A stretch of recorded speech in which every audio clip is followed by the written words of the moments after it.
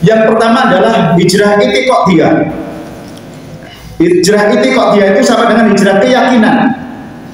Ini penting Bapak sekalian. Kalau kita tansa jelas tolong ya syukur teman-teman saudara Allah Subhanahu wa taala dari kalau kita kasih itu paling kesempatan meningkatkan iman serta dengan kepada Allah Subhanahu wa taala. Tidak semua orang boten sebagian boten izin menika pun paling kapil diparingi kemudahan kagem mindai pengawasan. Ono sing senang tempat tidur, ono sing nang pawon, ono sing nang siap-siap ning alas. Alhamdulillah menjadikan tidak masjid Al-Ikhlas berikut. Jenenge masjid Al-Ikhlas. Ya. Dan Al-Ikhlas itu kan terang ya. Jernih, ikhlas itu kan terang dan jernih. Milo surat Al-Ikhlas itu satu-satunya surat yang di dalamnya tidak ada kata ikhlas. Mungkin anaba, falak, anas, anas. Tapi Al-Ikhlas sebetulnya pundi kul huwallahu ahad, Allahu samad, lam yalid wa lam yulad wa lam yakul lahu kufuwan ahad. Pundi kata ikhlas rawon. Ya, ikhlas itu betul-betul jernih, bersih, ya. Tidak ada kata ikhlas. Maka kalau ini menjadi tolak ukur kita, Bapak Ibu sekalian, kita berinfak, bersedekah, misalnya berinfak, ditulis hamba Allah, kemudian disebut diumumkan Pak Haji Rumati infak 100 juta. Nah, kemudian yang lain hamba Allah infak 200 juta. Kemudian itu sih hamba Allah aku. Kode merah ikhlas itu. Jadi ikhlas itu nggak perlu disebut. Jadi ikhlas itu bukan perlu disebut. Jadi betul-betul bersih, lillah bukan linas. Bila kalau penjenengan hadir pada hari ini adalah lillah, ya tidak perlu kemudian harus dipuji. Sebagaimana Al-Fatihah kan, Alhamdulillahirabbil alamin. Ya, Alhamdulillahirabbil alamin. Segala puji ini kok palam apa jenenge palam bono ya. Nah, bahasa Jawa kita ya. Itu hanya milik Allah. Dan terus nek panjenengan itu berbuat baik, yo ngaji, yo sholat itu orang jaluk di alam wong. Karena segala puji itu hanya milik Allah. Bukan puji bono. Segala puji itu hanya milik Allah. Tuhan seluruh sekalian anak atas itu Tuhan yang mengatur alam ini. Kita yang hari ini hadir itu sudah digerakkan kaki kita, sudah diatur oleh Allah SWT yang mengatur. Kalau sudah diatur oleh Allah itu nasib baik, nasib buruk itu kita nggak pernah mengeluh.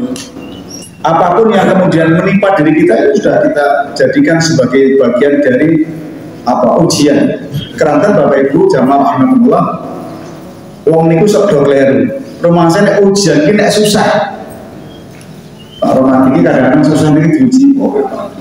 Ujian yang susah itu ujian yang paling ringan. Sebab nopo mesti kalian Gusti Allah wong loro pirang-pirang mesti berubah kemana-mana nggak sembuh. Itu pasti masih menyebut nama Allah. Astagfirullahaladzim, astagfirullahaladzim. Sedangkan kadang-kadang harus bersyukur. Ya Allah, pengampun taat, pengampun sholat, pengampun zakat, pengampun isi dibilang ya Allah. Nah itu yang kemudian tidak lillah di situ. Karena semua yang terjadi, sedoyo yang kan menimpa keluar penjara itu sudah dari sonanya sudah diatur Allah sebagai bagian ujian. Nah yang paling bodoh kalah ini kan ujian diberi kesenangan, apa-apa dituruti, ya. Anak sukses semua, pokoknya suka dodong tadi melu ngewangi golek duit, itu kemudian itu yang berbahaya. Kenapa lupa bersyukur? Kenapa lupa bersyukur? Ini kok kadang-kadang kemudian iki usahaku. Nek orang kerja keras yang ini orang tadi kok ini duitku. Kok eman temen jenengan enak wae njaluk. Nggak bisa, ini punya aku gitu. Ya, padahal kalau kita lihat di surat Al-Munafiqun itu, Bapak Ibu, yang ayat terakhir ayat 11 itu kan, ketika kita berinfak bersedekah ini di jelang kematiannya itu kan minta ditunda. Ya Allah, kalau boleh aku minta di cancel kematianku, karena aku akan beramal soleh, akan berinfak. Tapi kata Allah nggak bisa. Jadi ketika kita mati, mau mati itu minta di cancel, ya bisa ditunda itu, boten ajeng haji, boten ajeng haji, boten badai sholat, udah nggak akan sholat. Tidak ada, nggak akan poso juga enggak. Ingin beramal soleh, ingin infak, ingin sedekah. Kenapa bisa begitu, Bapak Ibu sekalian? Keranten menawi haji ini kok baraji rampung, poso baras poso rampung, sholat baras sholat rampung, tapi amal soleh ada asalnya. Maka orang cita-cita hidup yang terakhir itu adalah ingin beramal soleh sebelum ajal itu tiba, ingin beramal soleh. Kenapa? Gak pernah berhenti amal soleh itu. Boten nanti mandek pahalanya amal soleh itu kalau lilang. Asal bukan linas. Kalau linas jadi lelah. Ini lelah nanti Rasulullah begitu. Karena menikah kita ingin menjadi amal soleh asarnya ada, sampai kemudian, mohon maaf Bapak Ibu sekalian, kan ketika kita sudah tidak ada, hanya tinggal perkara itu. Salah satunya amal soleh itu. Anakku rengkaruang loh. Ya memang kita bercita-cita, Rabbana hablana min azwajina wa dzurriyyatina qurrata a'yun waj'alna lil muttaqina imama. Itu mulai supaya anak kita menjadi penyejuk hati, peneduh hati, peneduh pandangan, menjadi iman orang-orang, imamnya orang-orang yang baik, orang-orang soleh itu. Ini kan cita-cita ini angel betul angel pol. Nah artosipun apa? Itu bisa kita ikhtiarkan, kita usahakan, belum mesti. Kenapa? Sulit. Yang mungkin hanya dua itu, yang ilmu saja kadang-kadang ilmu angel, orang di kemampuan ya nggak mungkin. Tapi yang yakin itu adalah amal soleh, itu pasti. Kabeh wong iso nglakoni. Ya tinggal karo itu. Tinggal karo. Itu yang kemudian tidak akan pernah berhenti sampai nanti yaumul kiamah, sampai kemudian kita dibangkitkan kembali. Nggak pernah akan berhenti. Dan itu yang harus kita yakini, Bapak Ibu sekalian. Maka kita boten paham, mohon maaf, boten paham ketika kemudian tadi diuji dengan harta, kemudian diuji dengan sukses, kemudian mengatakan, "Lugi kok aku golek-golek dhewe kok sira enak temen ngingkari jaluk."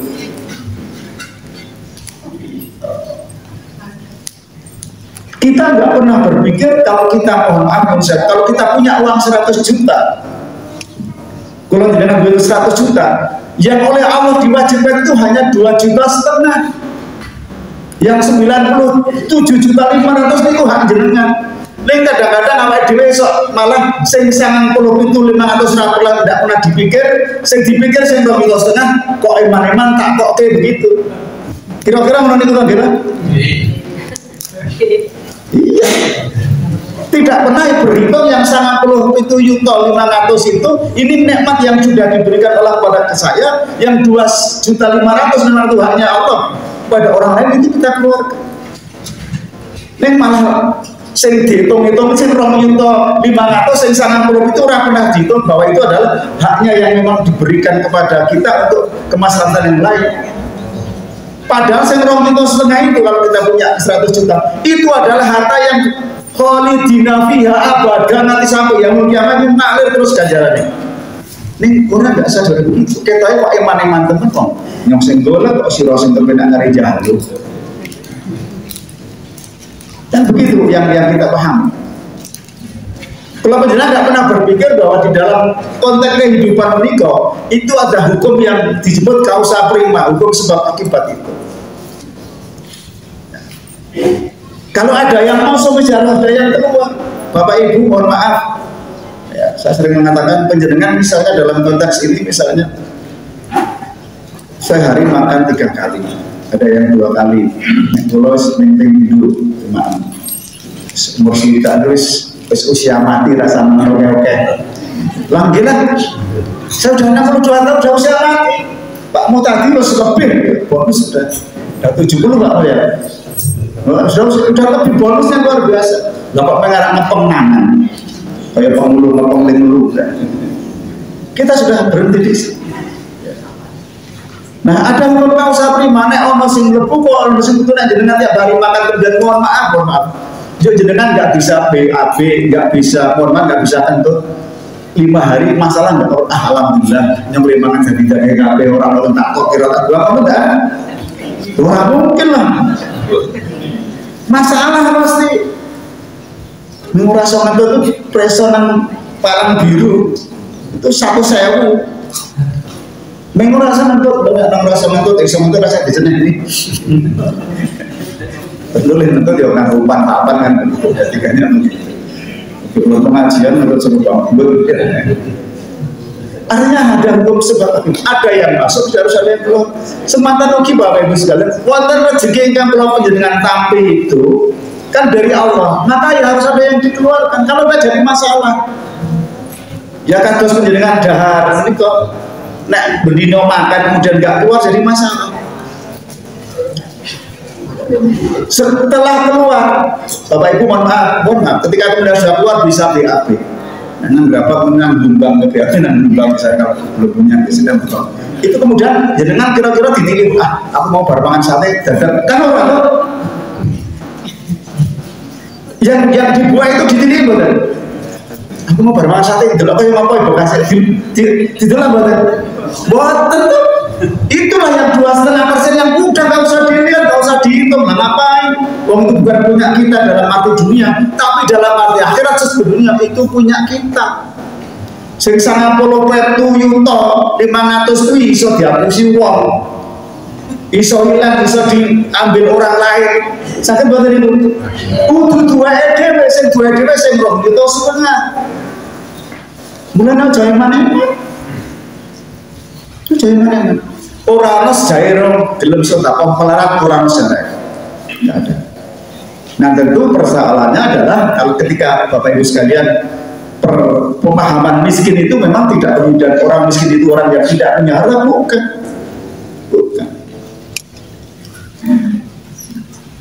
Jauh-jauh di dalam perasaan. Wong sing korupsi tidak orang miskin, bukan.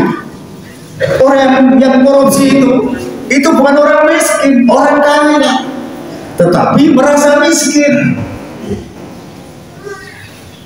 Jadi merasa miskin, dia sudah orang kaya, mobilnya banyak, rumahnya bagus seperti rumahnya ketua MPR itu. Bagus sih, wah, ini mati pojok digowo kan gitu. Kamu kan kalimat yang orang di duit mana kalimat itu. Di duit itu bikin istana yang semua gampang. Boleh, nggak ada masalah, boleh nggak ada masalah. Tapi kemudian ketika kita paham bahwa apa yang diberikan oleh Allah itu bagian yang harus memang dikeluarkan, itu yang kemudian menjadi apa? Menjadi mimpi kita, Dan Allah preso Bapak Ibu sekalian, Allah itu preso, nah kita itu bakil. Ngetos nek awake itu bakil, makanya tidak diminta dari lebih dari 2,5%. Lu nek 1 juta men 20.000 kok. Kan sedikit banget. Lu nek 2 juta men ditokke 20.000 kan sedikit banget. Allah tahu kita nggak diminta 20%. Bahkan mohon maaf ini karena kebetulan yang di sini adalah bapak-bapak petani itu malah janjinya kadang-kadang sakit petani ya kayak gitu Pak. 10%. Karena ada dokter yang kemudian penghasilannya di rumah sakit A 25 juta, di rumah sakit B 25 juta, di rumah sakit C 25 juta, di rumah 25 juta, kan 100 juta. Lah kok diminta melakukan zakat ora ono fikihe. Ora ono fikihe. Zakatnya sing ono men pedagang kalau petani ya cuma pas di petani. Berarti Allah nggak adil gitu kalau begitu. Petani sing mulai perkoso kena 5% kalau banyune tuku, nek ora tuku kena 10%. Wis banyune ora tuku, ya kena wereng, tetap hasilnya tetap harus 10%. Kan Kan kalau kita bicara tentang keadilan dunia, orang mengatakan, dokter penghasilan gitu kok nggak adil, berarti Allah nggak adil dong. Kalau kemudian orang berpikir fikir Allah. Itulah kemudian kalau kita bicara fikih, maka kemudian kalau perspektif Muhammadiyah, kita ini dengan pengetahuan itu. Maka pendekatan Muhammadiyah di dalam aspek-aspek hukum itu, apa yang kemudian disebut dengan pendekatan bayani, burhani, dan irfani itu. Bayani itu adalah pendekatan teks Quran dan sunnahnya, itu teksnya hanya teksnya, bukan, ya konteksnya juga. Konteksnya juga. Saya sering mengistilahkan yang sangat sederhana misalnya. Kalau kita sedang puasa, saum itu kan abdolnya berbuka itu setelah minum air putih adalah dengan 3 butir korma. Abdol itu hadis sahih. Kemudian saya ini jamaah ini tak undang tempat saya. Ayo besok buka bersama di rumah ketua PDN. Kemudian setelah itu begitu maghrib minum air putih, kemudian 3 korma dan ini sudah sunnah, bapak ibu pulang. Apa kalimatnya? Ketua PDN meracak toh. Hanya gue kalau beli di korma itu, wis sunnah itu. Apa yang salah dari saya? Nggak ada yang salah, itu sunnah. Ini penjenengan misalnya mana? Ketua PDN meracak toh. Waduh, tahun berapa nih korma atau beli di ngomong oke, mesti gak ada.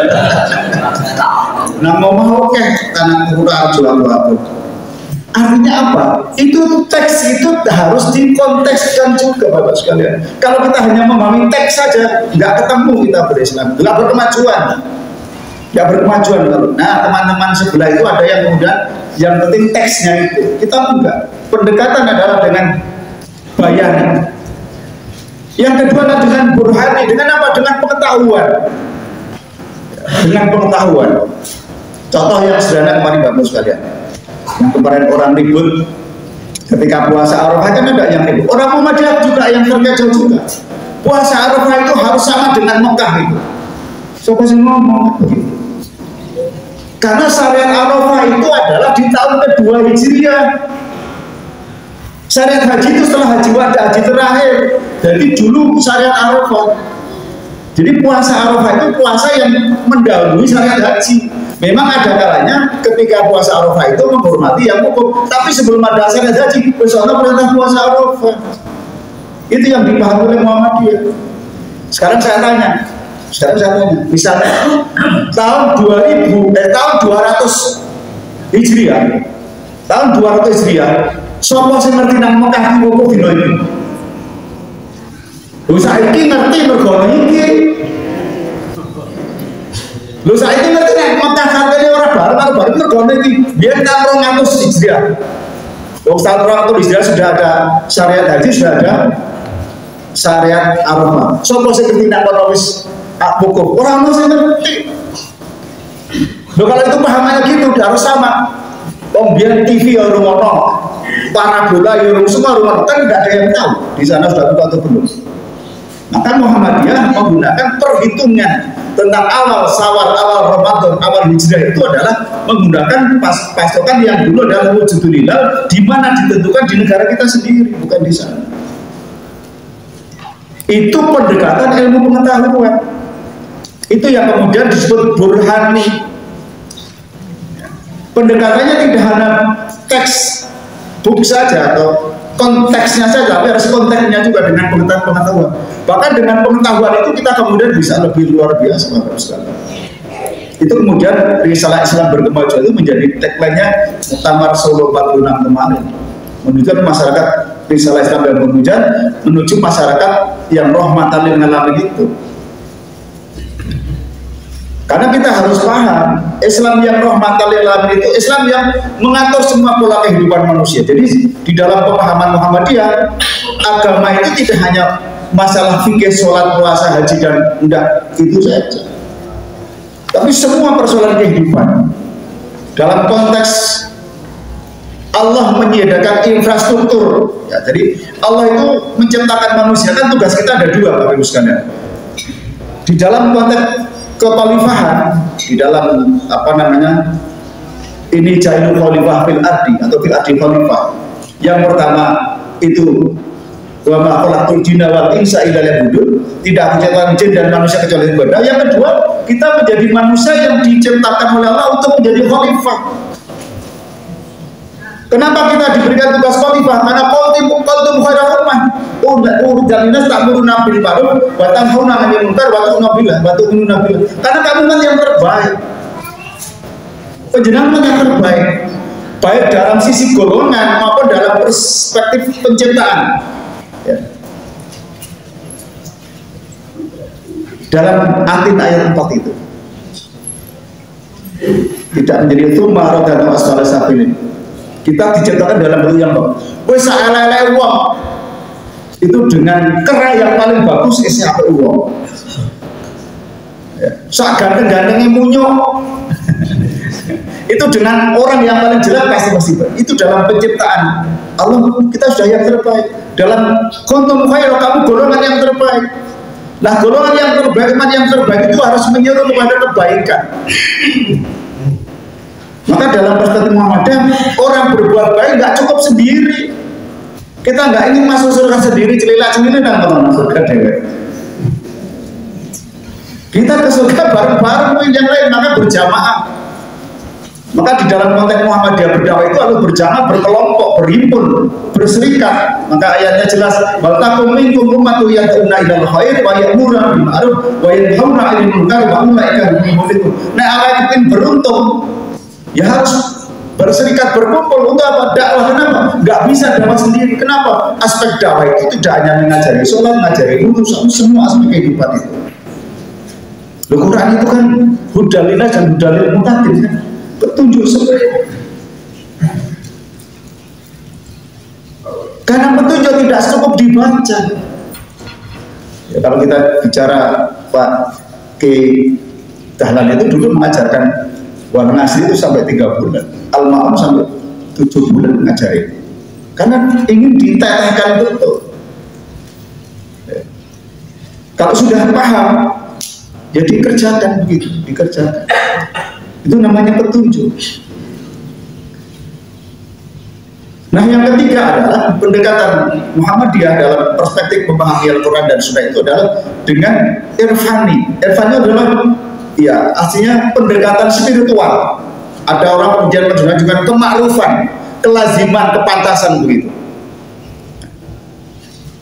Saya khotbah di sini nggak pakai ketuk, cuma andu-anduan kok. Ya sah-sah saja syariatnya. Awal saya yang dengkul ke atas. Ini kan kalau saya begitu, oh khotibnya kan mir, baru mari guys, ini gitu, baru mari ke khotbah. Lu syariatnya sudah benar. Coba kalau kita di Arafah, kan kebayangnya tuh, toro, dewang lanang susunya ketok di Arafah. Tapi kan syariatnya begitu, dan memang aturan begitu. Tapi kalau sudah hablumina seperti ini ada kemakrufan. Itu Muhammadiyah memahami begitu. Jadi tidak hanya berdasar teksnya tetapi juga harus dari konteksnya. Kemakrufan itu kelaziman, kepantasan itu.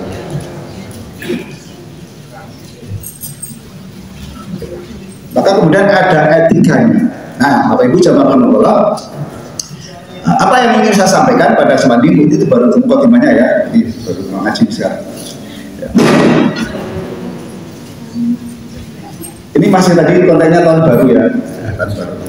Di dalam surat At-Taubah ayat 20 kalau tidak keliru, alladzina amanu wa jaru wajah itu fi sabilillah bi anwalihim wa anfusihim aqdamu darajatan indallahi wa ulaika hum faizun. Wahajaru, orang-orang beriman ini adalah yang wahajaru, berhijrah. Ya, berhijrah. Kalau hijrah secara fisik sudah selesai sejak zaman kenabian, sudah selesai, Fathu Makkah itu sudah selesai, kemudian hijrah fisik sudah selesai. Maka kita tidak akan bicara tentang hijrah fisik, tetapi hijrah maknawiyah. Tahun baru ini hijrah maknawiyah itu setidaknya ada 4 hal yang saya sampaikan. Kalau tadi ayatnya alladzina amanu wahajaru wajahadu fisabilillah bi anwalihim.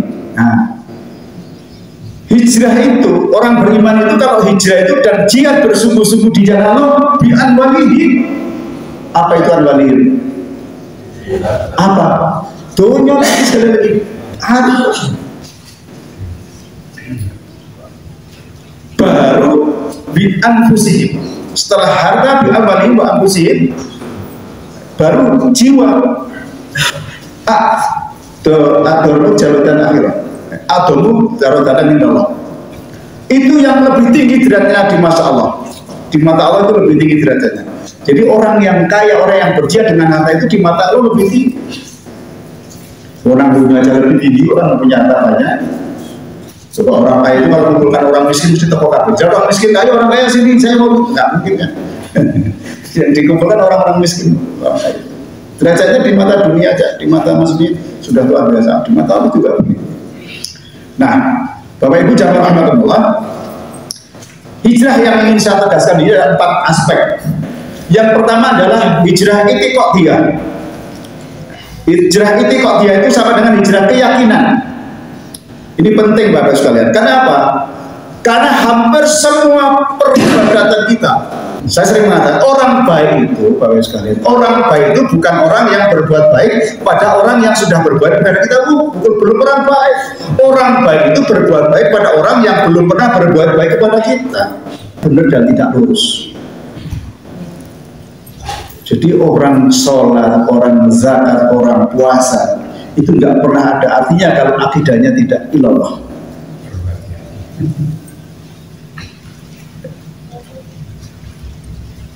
Nah, apa ada Pak? Dalam ucapan memang tidak ada, tapi dalam perlakuan sehari-hari ada saja. Contoh yang sederhana. Kalau hari ini ada warga Muhammadiyah di Kecamatan Gerabah di Harjo Bingung ini, masih ada satu keyakinan kalau hari ini saya punya hajat mantu, kemudian masih meyakini kalau saya mantu kemudian akan ada celaka, ada apa itu ada dalam pikiran kita, tidak berani, maka itu hati-hati. Berarti masih ada kesyirikan di dalam diri kita. Itu perlu hijrah itiqadiyah. Kalau masih ada anggapan kalau kemudian Bapak Ibu ya nang desa sono to nek telepon loro aja dino setu aja dino Selasa begitu kan masih ada. Kalau itu diyakini dan Anda meyakini dan tidak mau melakukan kunjungan itu karena takut, maka hati-hati. Sahabat kita masih dipertanyakan, belum ilallah. Kalau hari ini ada orang Gerabah punya anak gadis 3, kemudian mau ditembung mulai dari yang bawah, ada berkeyakinan nekos komisar sing dhuwur payu, jo ora oleh, maka hati-hati. Akidah aja perlu ditanyakan. Itu masih bahaya. Lalu saya gede orang masih gelem nek wis akeh kabeh dadi telu bubar kabeh. Diku aja dah contone ora payu-payu nanti tadi sing asing keluar ngono seneng, Bu. Yo kowe bapak ipan wis daripada iki sing telu sembung mesake ambil semua Mas, kira-kira. Malah apa itu namanya? Ambil semua Mas, tiga-tiganya. Mahalnya cukup 1 kalau malah ambil semua. Itu bahaya Pak kaitannya dengan akidah itu. Kalau kita masih otak-atik gatok dalam perspektif pemikiran kejawen itu, akidah kita perlu diluruskan. Karena saya yakin bahwa kalau kita masih ada sedikit hati kecil kita hal seperti itu menghantui diri kita, maka jangan harap mencium bau surga apalagi masuk. Karena akidah kita belum lurus, maka perlu hijrah itiqadiyah. Berat ini, karena kadang-kadang saya dan tapi masih ada keraguan. Ayo Mas, teman kita sakit, ojo tidak setuju, oh salah kaca kita berarti mengaminkan itu. Kita mengaminkan, kalau kita tidak mau berarti kita mengaminkan. Masalah itu dalam diri kita. Itu masalah dalam diri. Maka kalau kita masih punya keyakinan seperti itu, mari hari ini hijrah itiqadiyah. Keyakinan kita harus sudah hanya ilallah. Bapak Ibu sekalian rahimahullah, setiap hari Bapak Ibu sudah mengatakan setelah alhamdulillahirabbil alamin arrahmanirrahim maliki yaumiddin iyyaka na'budu wa iyyaka nasta'in ya Allah, namun dua tempat duka kula menyembah lan dua tempat duka kita nuwun pitulungan. Lho wis ngomong setiap hari kok iyyaka na'budu wa iyyaka nasta'in semua 17 kali paling tidak di sholat wajib dok. Kalau sholat sunnah dan sebenarnya seket orang yang arba'in, orang yang 40 seket. Orang Muhammadiyah itu sholatnya sehari cuma 50 rakaat. Gini bang gitu. Ditunggu coba. Sing wajib 17. Rawatibnya rolas, birobri. Terus tahajudnya sama iftitahnya biro 13 karo biro rolas karo 17 berapa 30 rolas karo 17 karo 13 29 42 tahiyatul masjidnya 5 duhanya 8 piro seket dong. Nah orang mau itu seket pong biro salat yang seket kok rapat busur gawat kebangetan lu kebangetan kalau biro salatnya 50 kali masuk seket ya bisa jadi kalau akidahnya nggak betul. Kalau akidahnya nggak betul 150 kali itu nggak ada gunanya, hapus semua itu Bapak Ibu sekalian. Maka ini yang perlu. Nah maka di dalam perspektif ibadah ini Bapak Ibu sekalian kita harus yakin betul. Semua kehendak Allah itu sudah ada di lauh mahfuz, tulisannya sudah ada. Ada kemudian ini perlu Pak, kemarin ketika temannya ditembak itu kemudian dia sampai terus mati Pak. Lo orang ditembak ya mati, ditembak ya mati Pak. Mati itu sudah dari soalnya, nggak karena ditembak itu. Nggak bisa kita kemudian ngaitkan itu. Kalau masih punya keyakinan gitu, maka kemudian perlu dipertanyakan. Sholat seket rakaat itu perlu ditanyakan. Nggak akan bernilai itu. Nggak akan bernilai. Karena itu menjadi penting kita hijrah ke bagian. Paham nih Pak G? Bismillah, angel itu Pak, ini paling berat ini. Kenapa? Ini paling riskan di tengah-tengah kehidupan masyarakat, apalagi di desa, paling riskan itu. Dan kalau kita yakin itu, aduh, di mana-mana. Zakat rakaat itu mana-mana. Sholat zakat rakaat, sedekah tiap hari, batal semua kalau masih punya keyakinan.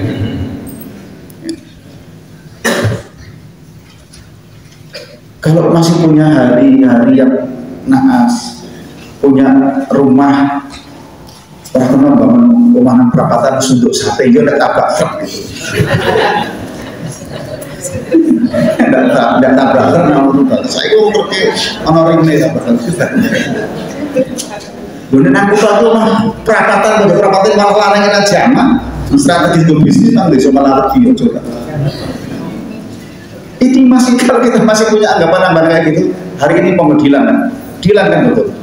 Dalam perspektif hablum minanas kadang-kadang angel. Kenapa? Berurusan dengan orang banyak. Tapi mak kita yakini. Jangan sampai sholat 54 kali kita atau 40 kita apa ini kita itu tidak ada gunanya kalau kita masih punya anggapan bahwa nasib kita, hidup kita, kecelakaan kita itu ditentukan oleh hitungan-hitungan hari, angka-angka yang tidak ada dalam dasar hadis maupun Quran. Nggak ada di sini. Nggak ada di sini. Dan itu harus kita luruskan. Hijrahnya itu hijrah itikadiyah itu. Yang kedua Bapak Ibu jamaah Allah adalah hijrah fikriyah. Jadi yang kedua adalah hijrah fikriyah. Fikriyah itu adalah pemikiran Bapak Ibu sekalian. Pemikiran sebagaimana tadi di awal saya sampaikan bahwa Muhammadiyah itu adalah menghargai pendekatan burhani dengan pemikiran dan pengetahuan kita. Kita maksimalkan pengetahuan kita itu, maka di dalam Islam Muhammadiyah itu namanya Muhammadiyah itu adalah Islam itu adalah wasatiyah di Al-Baqarah 143 itu. Wasato, umat wasato itu wasatiyah. Wasatiyah itu tidak liberal, ya, tapi juga tidak tradisional, jadi tengahan gitu. moderat. Kalau Menteri Agama moderasi beragama itu adalah, bahkan Islam itu nggak usah dimoderasi, itu Islam itu sudah agama yang wasatiyah, umat tengahan, yang menyeimbangkan antara kebutuhan dunia dan akhirat, menyeimbangkan antara jasmani dan rohani, menyeimbangkan antara kebutuhan lahir dan batin, itu seimbang. Itu wasatiyah, seimbang.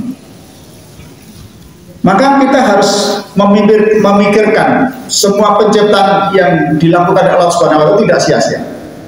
Yang paling sederhana Bapak sekalian, yang paling sederhana. Jangan kan jengkel dengan nyamuk demam berdarah. Kalau saya termasuk keluarga saya anak kena demam berdarah itu, kalau nyamuk itu, lu rumah sana nyamuk itu ada manfaat, dikira ada manfaat, ada manfaatnya.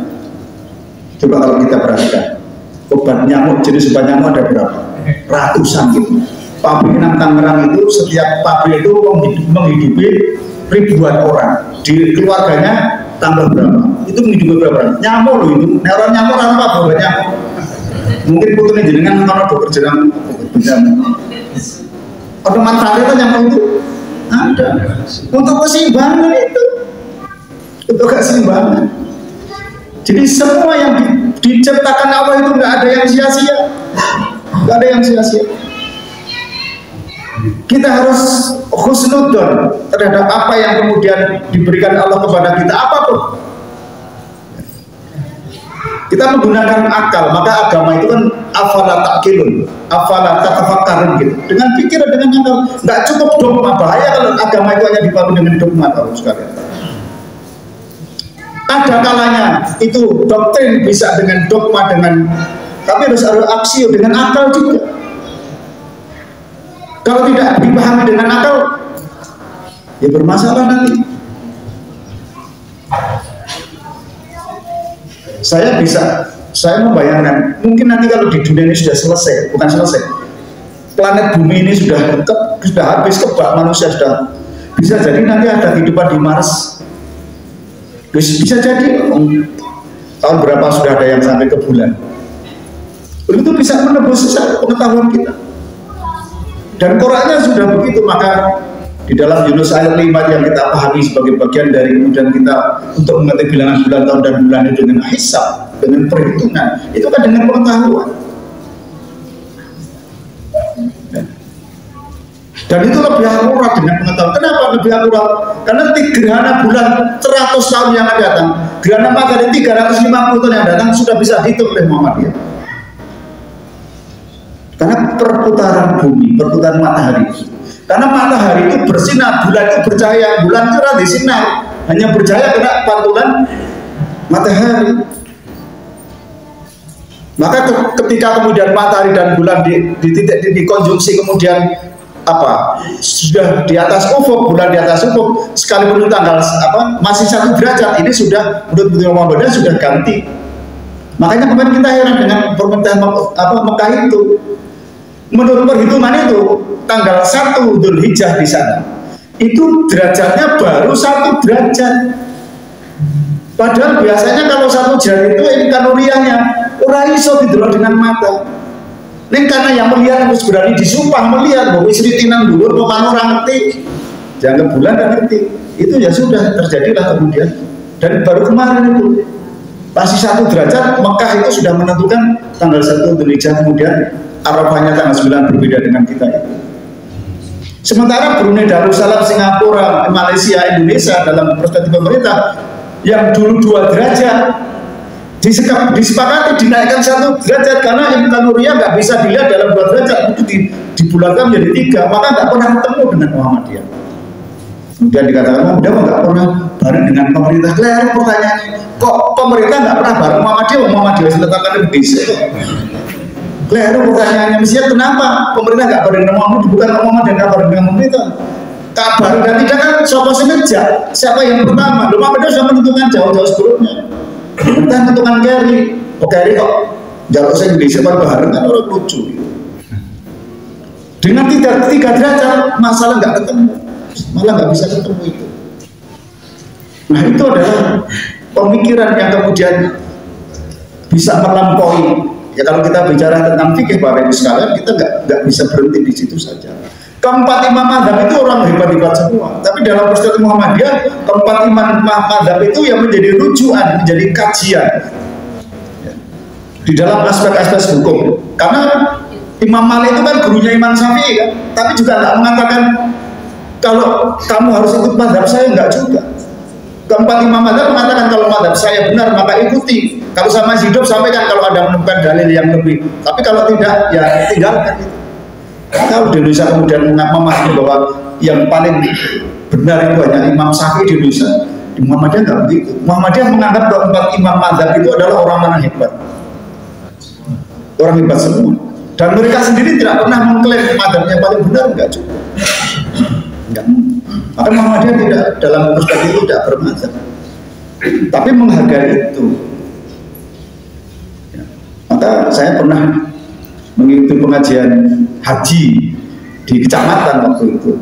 Dan kecamatan Gerabak, Bruno, Pemiru itu yang jadi jajat di Kutarjo, itu yang ngisi Pak Kiai Haji apa? Yang hafal Quran itu, yang sudah meninggal, Pak Mas Mudi Kiai Mas Mudi yang hafid itu. Pak Kiai, lah nek tawaf itu kan kita harus bersuci Pak Kiai. Nggak boleh batal sholat apa namanya tawaf itu kan sama dengan sholat sunat. Kalau di masjid ada sholat masjid, di sana nggak ada sholat sunat, maka tawaf itu harus bersih. Dan kalau pakai kesenggolan kalian, bujuk kalian tiang-tiang jalan pun boleh batal, kan batal. Lah mungkin teng mriko nggih jenengan ganti mazhab, ganti maliki boten. Dene ganti pripun Pak ya usulillah. Atau ganti pripun. Nah, ini kalau pemahaman seperti itu kemudian menjadi pemikiran kita yang dalam apa? Ya itu sama dengan taklid buta begitu. Ya kita nggak bisa ibadah di situ. Namun sampai kiamat yang jenis said mesti kesenggol di situ. Nah, mungkin ada senggol loh, saya itu seneng-senengan bahkan kedulan ini lintang kedulan bojone nggak hilang bojone padahal bojone nggak kaos tangan ya enggak, kita memahami tidak batal. Kenapa? Ya ada seorang muslim yang ketika Nabi habis wudhu itu mencium kening istrinya setelah sholat kemudian kakinya kena tangan ya nggak wudhu lagi, dan itu sokai semua orang mengatakan berarti kan nggak batal. Loh kalau orang sebelum batal dari mana pemahaman gitu? Ya karena negeri ini mazhab Syafi'i gitu. Nah kalau kita bicara gitu maka kita jumpa kita kemudian tidak berkembang Islam kita. Maka hijrah pemikiran. Kita perlu kemudian mengembangkan pemikiran. Maka di Muhammadiyah ada fikih air, ada fikih bencana itu. Karena kita mengembangkan sains dan teknologi ini sebagai bagian memahami ayat-ayat Allah yang kauniyah maupun yang kauniyah gitu. Doa Quran itu semua ada di dalam kehidupan kita. Semua ada. Lubang loro itu karena sebagai apa? Kalau orang sakit itu sebagai apa? Orang mengenal Gusti Allah, orang mengenal Nabi. Kan Nabi perintahkan, makanlah kalau kamu lapar, berhentilah sebelum kenyang. Awal dhewe nek pas mangan enak. Orang belum larang. Kapan menah gitu. Wong iso tuku yo saiki gitu.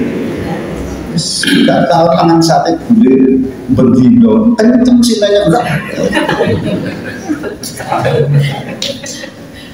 Kenapa ya? Kita memang itu pengetahuan Bapak Ibu sekalian, pengetahuan itu kita harus bijak fikriyah, pengembangan pola pikir kita dalam memahami ayat-ayat Allah itu kemudian dikembangkan, diluaskan agar kita menjadi orang-orang yang paham betul bahwa Islam itu adalah agama yang mengatur manusia dari belum lahir sampai kemudian mati, diatur semua oleh Islam.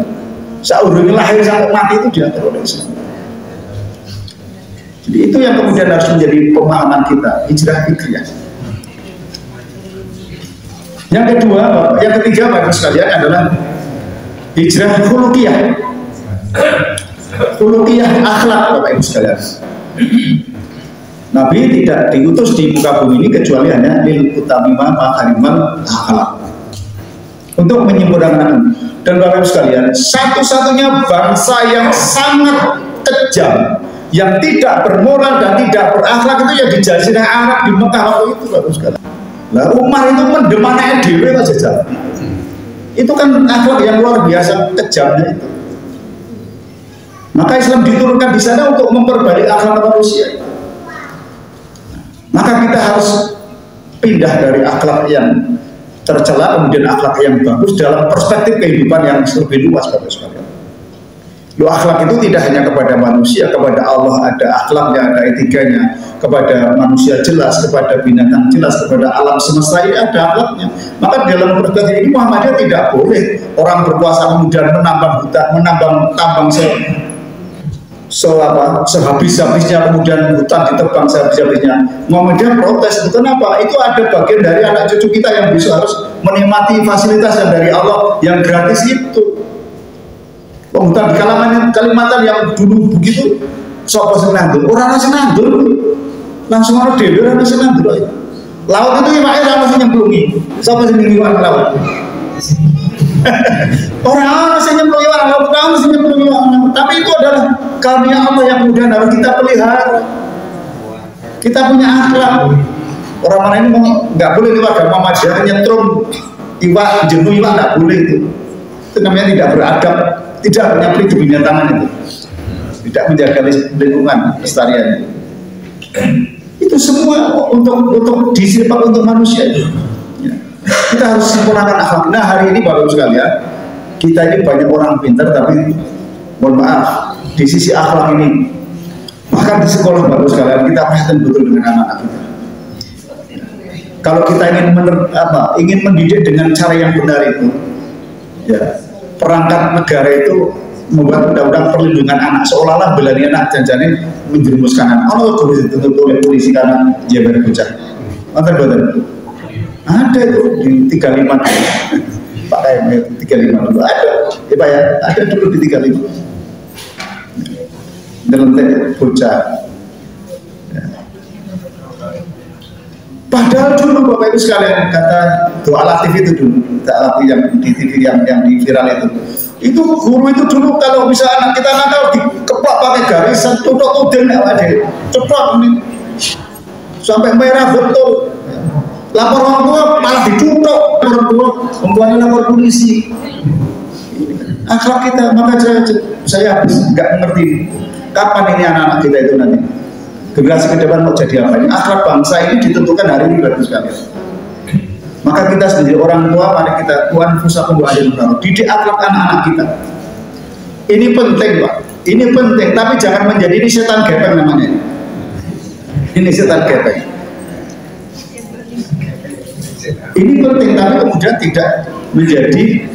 Ini hanya sarana, hanya fasilitas, bukan menjadi tujuan. Sarana yang penting iso. Nah, saya bulan ya meskipun iso wae saya telepon rasa aplikasi macam-macam lah ngopo.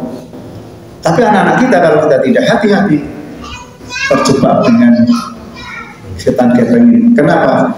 Ibu-ibu muda itu, pancene Mbak Lina saya itu biasanya ngomongan aja cek jalur HP cek kali HP wis tinggal wanet menang wae senenge ra jamaah seneng. Itu bahaya Bapak Ibu sekalian. Dalam sisi akhlak itu nanti karena yang di dalam HP ini banyak hal yang kemudian mandorotnya lebih banyak daripada maslahat. Maka ini harus kemudian kita akhlak kita harus kita perbaiki betul. Karena bagaimanapun ukuran kita menjadi seorang Islam yang baik itu tadi betul akidah memang penting Bapak di sisi Allah. Tapi kalau di sisi Allah akhlak itu jelek maka juga tidak akan dinilai. Kenapa? Orang ibadahnya bagus, akidahnya bagus, tiba-tiba akhlaknya dengan tetangga nggak bagus, Allah dari orang dia mengambil bahwa diri dua baik dan mati layak. Tangani loro orang lentele. Itu akhlak menjadi penting Bapak sekalian. Sekalipun mohon maaf tetangga kita pun misalnya non muslim pun kita harus baik dengan tetangga. Akhlak kita menunjukkan itu. Bapak ingat. Ketika Rasulullah SAW itu meninggal dunia, ya, Abu Bakar itu yang anaknya jadi menantu Rasulullah. Siapa anaknya? Aisyah. Fatimah Aisyah. Apa yang belum dilakukan saya dan saya tidak tahu apa yang dilakukan Rasulullah. Kan semua sudah terpapar semua, tapi ada satu, kata Aisyah, ada satu hal yang kemudian belum dilakukan. Itu apa? Ternyata ketika itu Rasulullah sering menyuapi orang buta, orang tua yang di pojok pasar itu setiap hari disuapi. Tiba-tiba itu Rasulullah meninggal, kemudian Abu Bakar menggantikan itu, menggantikan. Setelah digantikan, apa katanya digantikan? Kasar orang seperti yang biasa itu, yang kemarin yang biasa itu halus begitu ya. Anak coros jenengan begitu, padahal yang sering didulang itu suka apa? Mengolok-olok Rasulullah, sering membenci, mencaci Rasulullah. Kalau jenengan dulang ngomong kayak mana kok? Cokol kayak sisa deh. Kira-kira begitu kan? Ya, ternyata Nabi nggak begitu halus. Kemudian baru diberitahu si fulan yang biasa menyuapi kami itu adalah Rasulullah SAW, sudah wafat, sudah meninggal, maka saya menggantikan. Baru tahu kalau yang selama ini dia benci, yang selama ini dia hina, itu adalah yang melakukan kebaikan kepada si nenek tadi. Setelah itu baru dia mengatakan asyhadu alla ilaha illallah wa asyhadu anna Muhammad Rasulullah. Bersahadat dengan akhlak itu, nggak dengan diberi pengajian begini haram, enggak, dengan akhlak itu.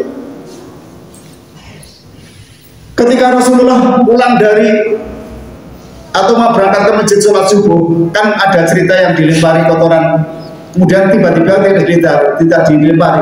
Apa kata Rasulullah? Kok biasanya saya dilempari, kok ini enggak, kenapa ya? Oh, ini sebulan sedang sakit ya Rasulullah. Oh iya toh, nanti Rasulullah habis subuh kita doa. Datang Rasulullah doakan, Allahumma rabbana ja'alni bil basa isbi atasabila sifat ila sifat kasifan lah bersabuna. Dongake, apa kemudian dari mana-mana? Enggak, jadi muslim.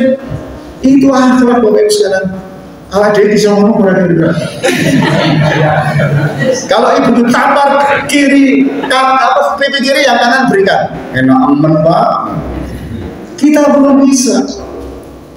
Kita nggak boleh mengatakan itu kan Nabi Pak, saya bukan Nabi loh. Kita kan nyontoh siapa? Ya setidak-tidaknya yang mendekatilah. Mendekatilah. Saya sering mengatakan orang baik itu, Bapak Ibu sekalian, orang baik itu bukan orang yang berbuat baik pada orang yang sudah berbuat kepada kita. Belum orang baik. Orang baik itu berbuat baik pada orang yang belum pernah berbuat baik kepada kita. Jadi dengan masak sayur, tanggane sing ngarepe apian, sing kiwa rapian, sing diterise sing kiwa. Soalnya nasi diterin ngarepe, jenengan belum jadi orang baik, orang bakbo. Dia pas-pasan, cok diwenehi ya gantian menehi. Itu belum jadi orang baik. Orang baik orang yang memberi, orang yang tidak pernah memberi jenengan. Kira-kira orang sing cok maki-maki jenengan itu. Ada loh orang begini, Pak. Kalau niku kadang-kadang ngejengkel Pak, tapi niku wong ra duwe Pak. Orang bujuk tak kei Pak, ya tak kei sembako ya mencari apa namanya? Apa kali ini? Lah main koyo ngene. Kira-kira nasi jenengan kemudian krungu, kira-kira piye? Wedhus. Boro-boro dia ini matur nuwun. Enggak boleh begitu, ya sudah. Kalau kemudian dia mengatakan begitu, lepaskan sudah. Udah, tugas penjenengan sudah selesai. Anda tidak harus, ya mohon maaf, Anda yang menjadi pemberi itu tidak harus menuntut dia berterima kasih pada penjenengan. Tapi saya sebagai ustadz yang mengatakan orang yang diberi yang ngerti matur nuwun. Tapi kita yang memberi tidak usah, itu urusan Allah. Kalau dia nggak bersyukur tidak terima kasih, urusan dia dengan Allah. Urusan jenengan sudah selesai dengan Allah. Angel juga itu. Angel badan. Itu akhlak Bapak Ibu sekalian, itu akhlak. Orang elek. Lebih kalau tiga malah maitu, tiga malah rapat turun gitu. Tanggane tabrakan. Tangannya tugel. Terus kemudian rumah sakit yang udah Pak Armati kan. Dokter, wah ini tadi sebenarnya kalau gara-gara depan, nah gara-gara depan jadi orang tugel dan itu gel, karena motornya apa enak. Jenengan harus nolong, jenengan waduh senang begini, boro-boro terkait rumah sakit malah disalahin. Udah selesai, sudah nolong selesai, urusan dia nggak ikhlas terserah sudah. Karena ikhlas bukan urusan kita. Ikhlasnya itu adalah dengan Allah. Kita yang sudah menolong, sudah ikhlas, ya terserah Allah. Dia tak mau itu kita enggak. Nah itu maka itu akhlak Bapak sekalian. Itu angel banget Pak. Sulit di dalam diri kita itu. Itu yang harus benar kita hijrah Pak. Sebenarnya orang mana yang biasa apa dengan kita itu biasa itu kayak babu itu kayak balance belum jadi orang baik. Maka saya juga bilang sama istri saya, itu angel Pak ada di bojo dikira gampang kok. Ustaznya lebih angel ada di bojo dengan ini. Kok kaitan dengan ini itu? Ya Allah, oh diteri, saya bilang diteri. Saya biasa orang apa-apa, bisa ngerti. Tapi biar kayak kabeh, saya bilang gitu. Tambahin itu.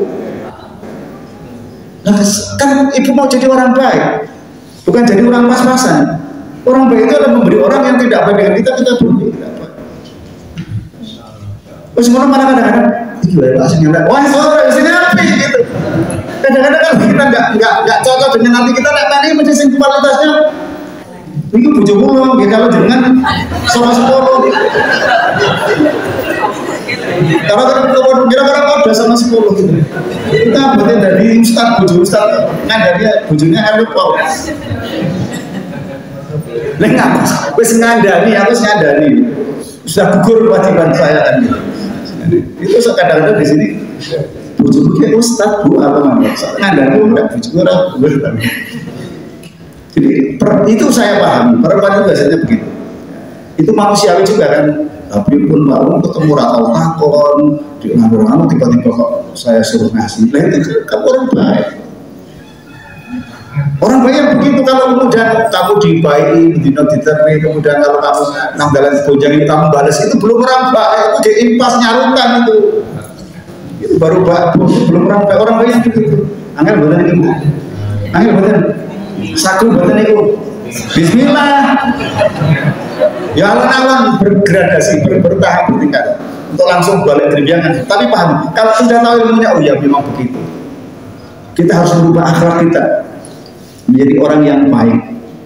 Akhlak yang baik, akhlak yang kemudian bisa menumbuhkan kesadaran kita tidak hanya dinilai oleh manusia, tapi dinilai oleh Allah SWT. Karena Rasulullah hadir di bumi ini adalah untuk utami manfaat dari makhluk, untuk menyempurnakan akhlak manusia. Nah, akhlak itu adalah akhlak pada Allah, akhlak pada manusia, akhlak pada alam semesta dan semua ciptaan Allah itu harus kita lakukan dengan baik. Kalau kita jadi pemimpin tidak boleh merusak. Kita nggak boleh merusak. Nah, yang terakhir Bapak sekalian adalah hijrah syuriyah atau suriyah. Apa itu? Adalah hijrah dari kebiasaan yang tidak produktif, dari kesenangan yang tidak produktif menjadi kesenangan atau kemudian hal-hal yang produktif. Bapak-bapak yang hari ini masih merokok ngacung, yang masih merokok sekarang buatan Pak? Sekarang buatan. Pulau itu pun kurangi ngerokok, paling siji pun kurangi Pak. Karena kalau kafe yang siji. Tapi jangan kurangi ngerokok sudah satu. Jangan ini wong ya. Ada loh saya ingatkan, Mas, itu dibaca Mas. Merokok dapat membunuh. Iya Pak, rokok membunuhmu macam saya, bukan membunuh saya. Wah, jadi kelana rokok ya kurang ajar kalau nggak gitu dan rokok dapat membunuhmu. Jadi membunuhmu itu orang sing rokok tapi seneleke. Mestinya rokok dapat membunuhku kudune ngono. Apa nih membunuhmu kan bukan membunuh saya Pak, membunuhmu Pak. Itu dari lewat orang belum berhenti merokok. Iya. Ya tentu Bapak Ibu sekalian, kalau sudah, saya juga dulu menjadi saya perokok berat. Jangankan jenengan dulu perokok, saya kelas 3 SD masih merokok. Kelas 3 SD sudah merokok. Kenapa saya kecimbah? Apa yang tidak boleh dari simbah? Karena bulannya punya anak juga kayak baik. Betul, mbah itu nggak ada yang tidak boleh. Dolan HP kan baik. Wis main sing penting meneng ora. Makanya saya jadi si baik ini kadang-kadang betul hatinya juga begitu. Nah anaknya nangis seraput, tapi anak putih nangis lagi. Misalnya kita menang boleh. Nah mbah itu nggak bisa berkata tidak. Makanya saya termasuk yang korban sibah saya. Ya kelas 11 itu kan gara-gara ngurusi mbah. Di desa orang kelas 11 dilarang rokok, duit rokok ya oleh-oleh, nggak ada yang orang tahu. Karena ikut simbah itu, tapi simbah itu yang tidak boleh. Maka saya termasuk hati-hati mbah-mbah ini yang sudah jadi mbah-mbah dengan cucunya. Ojo teman-teman karena perak bantu anak tak openani kono kono nyambut gawe. Allah kleru itu. Kleru. Yo memang seperti apa nih anak-anak ya suami ngurus itu. Karena misalnya anaknya ustaz ini, dan kan nggak bisa berkata tidak. Semua apapun boleh kan nek butuh orang belajar jikuan, wah itu orang rata nek simbahnya dari semen karena bocah kan. Ini bahayanya resikonya. Maka Bapak Ibu zaman Allah, kita berupaya untuk kemudian hijrah dari kebiasaan-kebiasaan yang tidak produktif itu. Ya mungkin yang kalau laki-laki ya merokok. Ibu-ibu ada kebiasaan yang tidak bagus itu. Apa itu? Di sini masih ada nggak? Blonjo sing ubeng kae. Bakal entek nganggo entek ora? Kira-kira kalau ibu kemudian pas nanggone blonjo kae terus tuku apa? Saya rasa tuku terus dalil ora ngobrole wis suwe ra jawab.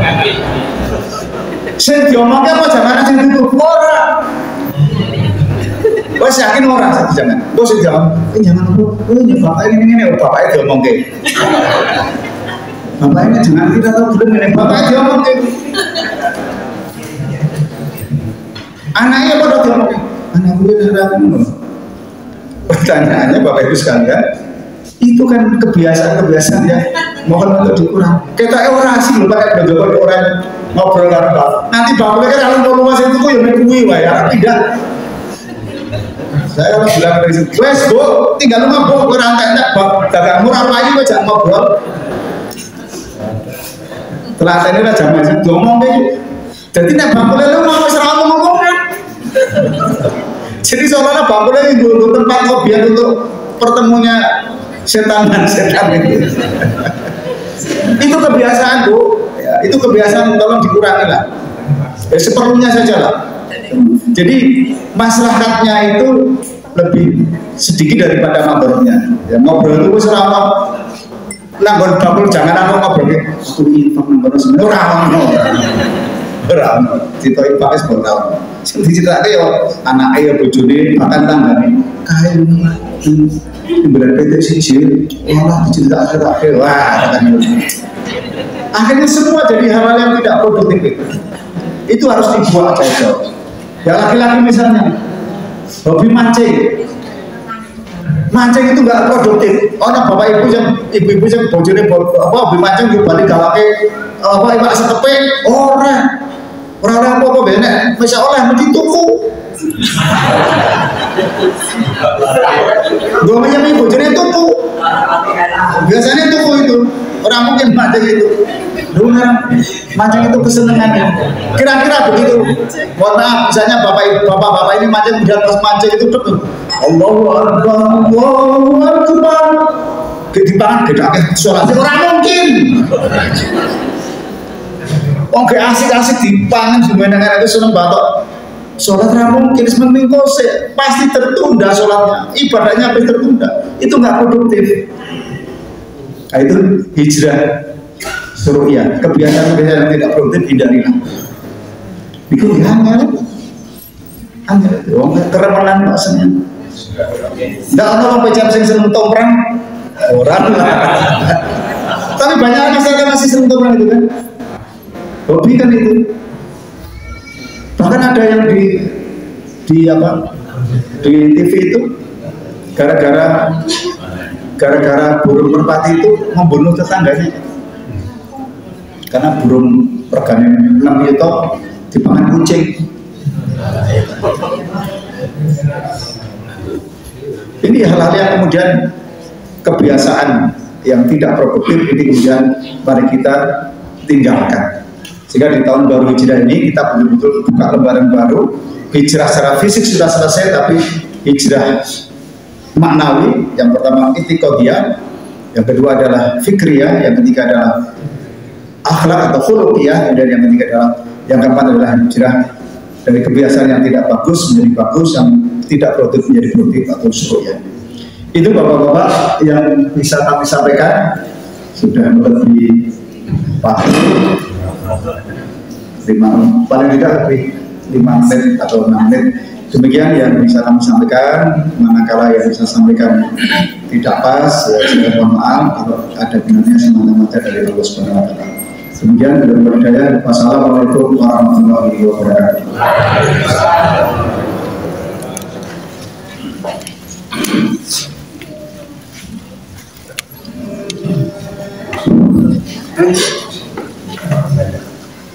Mengatakan pengawasan di Jawa karena belum terakhir walaupun sekawan bisa ya perlu kita lakukan, yaitu tidak ikut dia, yaitu akidah kita.